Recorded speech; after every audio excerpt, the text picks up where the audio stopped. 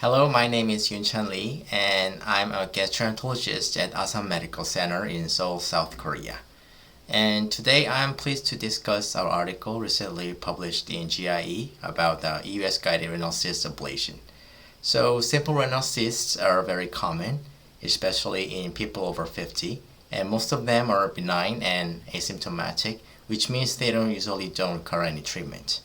However, about 2 to 4% of these cysts to become clinically significant, causing symptoms such as flank pain, abdominal discomfort, or compressive symptoms.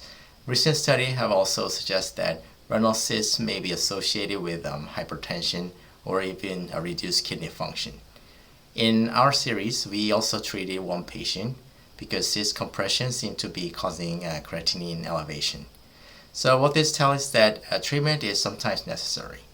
Now the standard minimally invasive treatment has been percutaneous aspiration with ethanol sclerotherapy, which works reasonably well, but the problem is that it requires external catheter drainage for several days, which can cause significant discomfort and inconvenience for patients.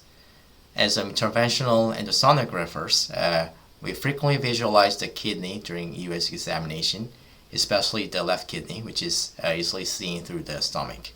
And since US-guided ethanol ablation is already well established for pancreatic cysts, we started to wonder, can we apply the same technique to renal cysts? And that's essentially what led us to conduct this study.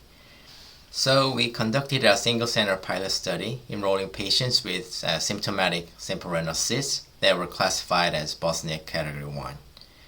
The procedure itself is actually quite simple. We punctured the cyst with a 19-gauge needle under linear US guidance, drained as much cyst fluid as possible, and then injected up to 100 cc of 99% ethanol to replace the drained volume. The ethanol was retained briefly to allow for epithelial ablation, and then it was completely re-aspirated before removing the needle. And the key point here is that the entire procedure was completed in a single session without any need for external drainage, which is a major difference from the conventional percutaneous approach. In total, we treated 20 cysts in 40 patients. Most patients present with abdominal discomfort, and most cysts were located in the left kidney, which is easily accessible through the stomach. The outcomes were quite encouraging.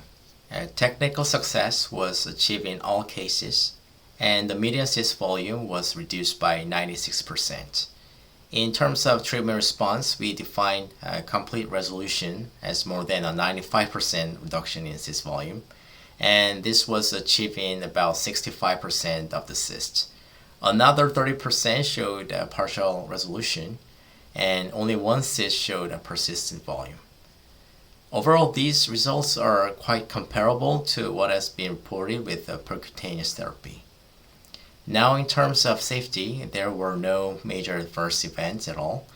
We had only one patient who developed a mild fever, which resolved quickly with conservative treatment.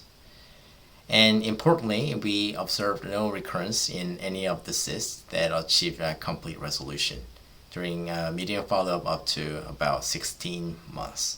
So in terms of clinical practice, first, this study demonstrates that US-guided ethanol lavage is technically feasible and can be performed safely. Second, compared with percutaneous therapy, this approach offers several advantages. There's no need for external catheter drainage, and you can treat multiple cysts in a single session if needed. This study has some limitation. The sample size is relatively small, and this was conducted at a single center, so further validation will certainly be needed. But despite this limitation, we believe this pilot study opens up a new possibility for therapeutic US, and we hope it can serve as a gateway for future investigations in this area.